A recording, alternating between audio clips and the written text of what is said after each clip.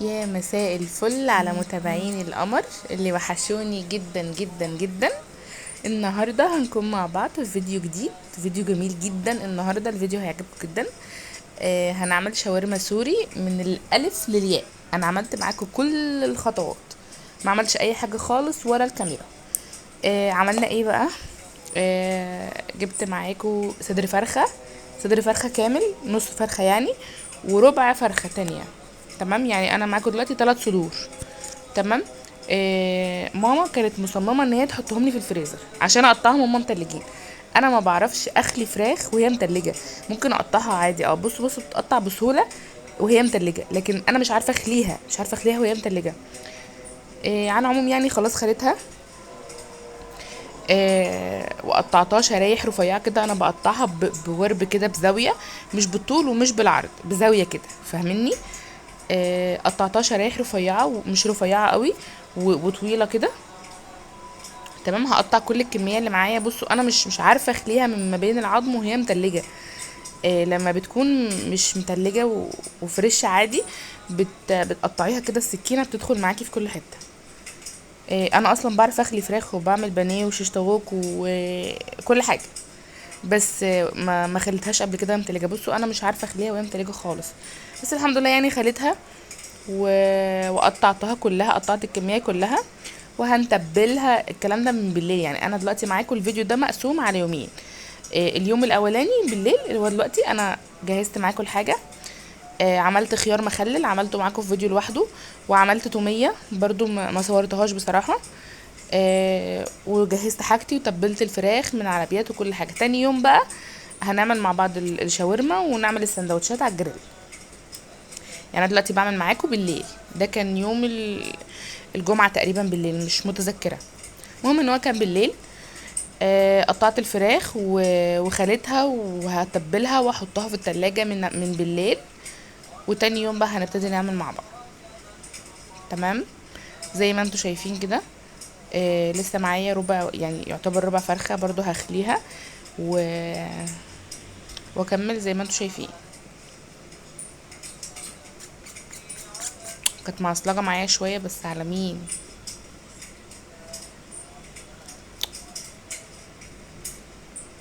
بس انا كده خلصت. العظم ده بقى انا مش هرميه، انا بسيبه. بحطه في الفريزر، ولما بكون مثلا هعمل خضار ولا حاجه بطلعه اعمل بيه مرقه او شوربه اعمل بيها الخضار.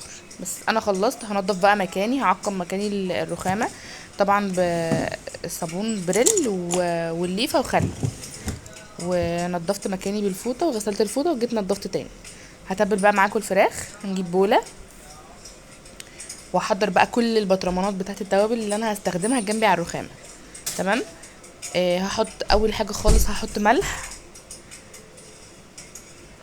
وهحط كوبايه لبن او زبادي. بس انا بصراحه لما بعمل بانيه او شيش طاووق او شاورما بفضل اللبن، بيخليها طريه كده وطعم الحليب بيبقى فظيع. انا حطيت دلوقتي ملح وفلفل اسود ولبن، وحطيت توابل الفراخ وتوابل لحمه وده كركم. وحطيت كمان قرفه وبابريكا مدخنه. وهحط توم باودر وبصل باودر، يا ماما خلطهم حطهم الاتنين على بعض. وهحط شويه شطه، انا مش هكتر شطه لان بابا بيتعب من الشطه. وهعصر ليمونه واحط معلقتين خل. تمام. انا طبعا نسيت احط زيت، وبعد ما عملت التتبيله وحطيتها في التلاجة افتكرت طلعتها تاني، حطيت عليها زيت وقلبتها. مش مشكله، المهم ان انا افتكرت. انا قلت لماما، قالت لي عادي لو ما كنتش حطيت الزيت كان هيبقى عادي، انت كده كده بتحط زيت في الطاسه. بس برضه انا بحب اعمل الحاجه مظبوطه. المهم بقى هقلب كل الكلام ده كله في بعضه. هدوق الاقيها عايزه سيكه ملح فاحط لها شويه ملح. تمام. لو عندك بقى شويه مستردة وحطيتيهم يا سلام، بتنقل الطعم في حته تانية. المهم انا نزلت دلوقتي الفراخ بقى عليها اقلبها. الكلام ده مش جايب معايا سكه، اروح اجيب جلافز واقلب بايدي كده عشان احس كده وادخلها في، ادخل التتبيله في الفراخ في بعضها. فجبت جلافز وهقلبها بقى كويس بحيث ان هي كل قطعه فراخ يجي عليها تتبيله وتتعمل كده، تتغلف كده ويبقى فيه كفر بالتتبيله. تمام. عايزه اقول لكم ان هي شربت التتبيله على الصبح وطعمها كان تحفه، طعمها وريحتها. انا كده خلصت. هجيب بقى الكيس اللي هو عامل زي الاوفر هيد ده، هلبسها واحد واحطها في التلاجة بحيث ان هي ما تاخدش ريحه التلاجة، واي حاجه في التلاجة تانية ما تاخدش من ريحتها. تمام، انا كده غطيتها خلاص. هسيبها في التلاجة ليله واحده، يعني انا عاملاها بالليل هستخدمها تاني يوم بعد الظهر. تمام، انا كده خلصت. هنضف بقى مكاني، شلت كل حاجه وارجع كل حاجه مكانها وادخلها التلاجة وانضف بقى الدنيا. هنا بقى كان تاني يوم طلعت العيش ده من الفريزر، ده عيش تورتيلا اللي هو العيش السوري. هو الكيس فيه خمسة، فيه آه خمس ترغيفة عيش. ده العيش اللي هو السوري التورتيلا. تمام، دي برضو التتبيلة معايا، ده كان تاني يوم. بصوا لونها اتغير وشربت التتبيلة كلها. ده برضو التومية كنت عملتها بس ما صورتهاش معاكم، انا مصوراها معاكم في فيديو قبل كده او فيديوهين هنا على القناة. لو انتوا عايزين الطريقة اكتبوا لي في الكومنتات وانا هسيب لكم اللينك. تمام، كنت عامله بقى كوفي ميكس بظبط دماغي كده قبل ما اشتغل. وجبت بقى معايا خضار هقطعه. انا مش هكتر، مش هكتر بصل، انا هديها بس طعم كده بالبصل. جبت بصلايه واحده وهقطعها جوانح رفيعه خالص بحيث ان هي ما تبانش. وجبت بقى فلفل الوان، احمر واخضر واصفر. فلفل رومي هقطعه شرايح صغيره، مش رفيعه قوي ومش تخينه قوي. انا برضو هحطه في الاخر، مش هخليه يستوي قوي لان اصلا الفلفل الالوان لما بيستوي فايدته بتروح ومبقاش ليه طعم، لازم يكون القرشه بتاعته دي موجوده في الاكل. فانا هقطعه، بصوا مش تخين ومش رفيع، وبرضو مش هسويه، هتشوفوه في الاخر. تمام، هقطع بقى الفلفل كله بنفس الحجم زي ما انتوا شايفين كده. قطعت بقى معاكم بصل وفلفل اخضر، فلفل اصفر، فلفل احمر. هقلب بقى التتبيله في بعضها في الفراخ وكده. هاخدها بقى ونروح على النار. حطيت طاسه او صينيه، سبتها تسخن وحطيت شويه زيت، وهنزل بقى بالفراخ ومش هقلبها، هفردها بس كده ومش هقلبها لحد ما هي لونها يبتدي يتغير للون الابيض عشان ما تلزقش مني وعشان ما تنزلش ميتها. هنا كان خلاص اهو لونها بدأ يتغير، فهقلبها. هبتدي بقى ان انا اقلبها بحيث ان هي تاخد لون من جميع النواحي.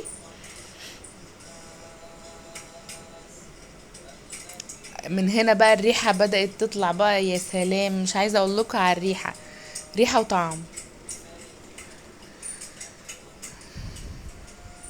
هنزل بقى عليها بالبصل.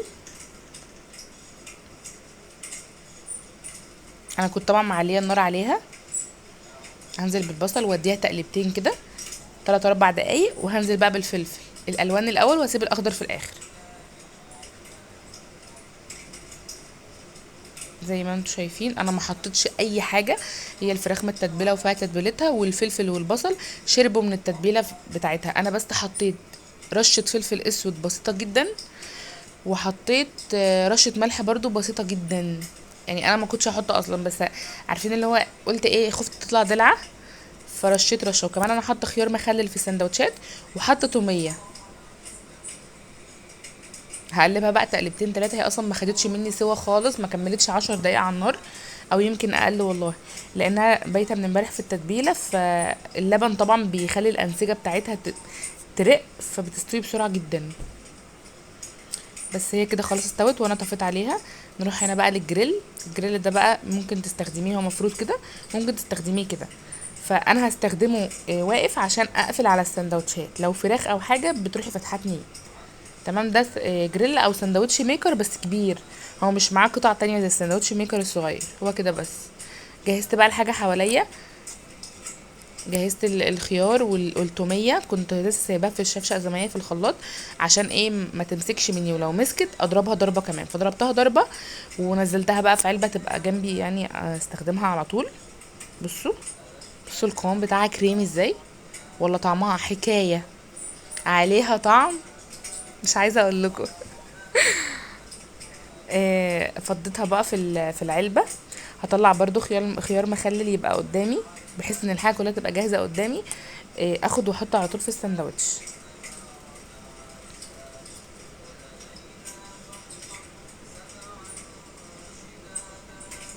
اطلع برضو خيار زي ما انتم شايفين.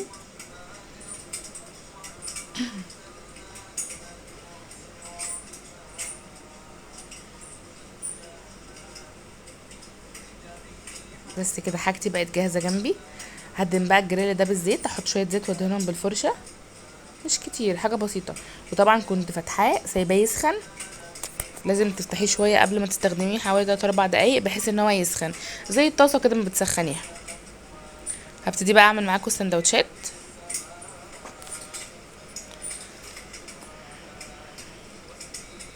بصوا هو العيش بيبقى جاي كده، بيبقى جاي متني كده.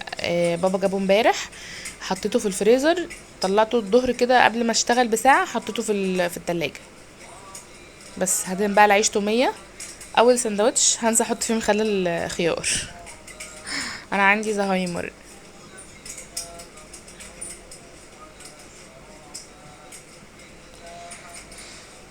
بتقفلي بقى من الجناب كده وبتروليه بقى زي السوريين، واحطه بقى على الجريل. مش عارفه بيطلع مني طويل قوي ليه كده، لما بجيبه من بره مبقاش طويل كده.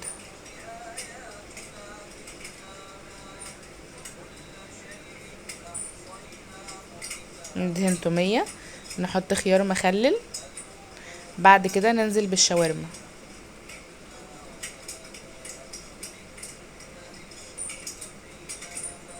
ونقفل من الجنبين ونرول بقى.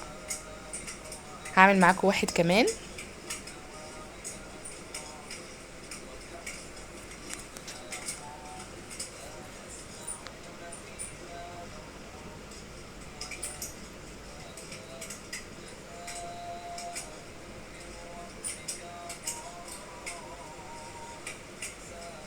زي ما انتوا شايفين هدهن العيش تومية، بعد كده احط الخيار المخلل وانزل بالشاورما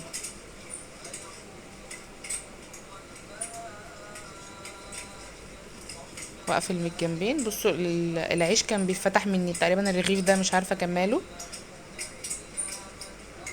بس انا لفيته يعني ما اثرش.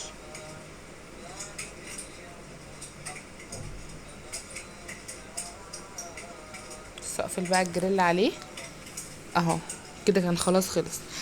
طبعا مفيش حد هيعرف يمسك السندوتش الطويل ده كله ياكل بيه، فقطعته قطع صغيره زي ما بنشتريه كده من الوجبه العربي من عند اهل الشام. قطعته قطع صغيره بورب كده وحطه في الطبق، واللي يجي بقى ياكل ياكل يعني يقطع على قد الحته كده وياكل بالحته بالقطع الصغيره كده. هتشوفوه دلوقتي.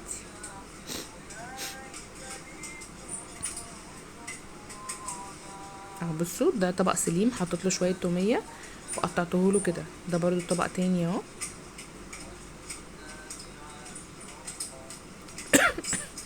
بصوا اهو مقطعاه بزاويه كده زي الشاورما السوري. بس كلنا بقى وخلصنا، وكان ده برد شويه ففكيته بقى عشان يبرد خالص. ما ينفعش تغسليه طبعا، ده زي التيفال كده والجرانيت، ما ينفعش تحطي في الحله ميه وهي سخنه. فانا شلته عشان يبرد. هو كان برد بس مش قوي يعني، كان لسه سخن برضه. فانا شلته عشان يبرد خالص، وبعد كده اغسله. ونضفت بقى الجريل وهو سخن عشان ايه، لو في اي دهون او حاجه ما تلزقش فيه. طبعا بالفوطه بتاعتي حبيبتي نضفته، وبعدين حطيت عليها خل. وانا اي حاجه بحط فيها خل عشان تبقى تعقم يعني. حطيت عليها خل وصابون مواعين بريل وميه سخنه غسلتها كويس وعصرتها.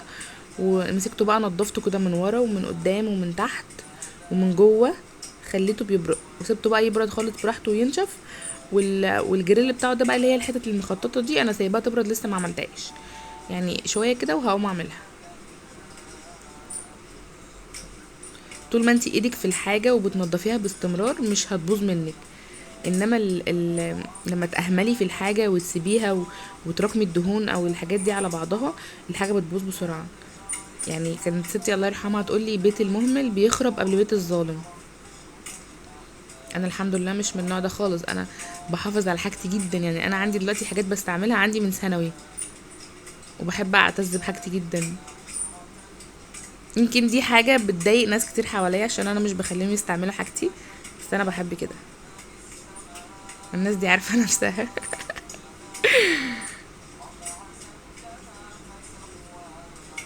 بس كده انا كده خلصت. بفرح قوي لما اكون بعمل حاجة وانضف مكاني كده واخلي الرخامة بتبرق و...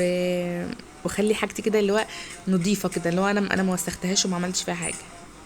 طبعا كلنا بيجي علينا وقت ما بيبقاش عندنا طاقة اصلا نعمل اي حاجة، واكيد انا برضو زيكم بيجي عليا وقت بسيب الدنيا مكركبة وكده، يعني ده عادي بس مش دايما. بس كده انا كده خلصت بقى معاكم فيديو النهاردة، وان شاء الله اشوفكم في فيديو جديد على خير. هتوحشوني.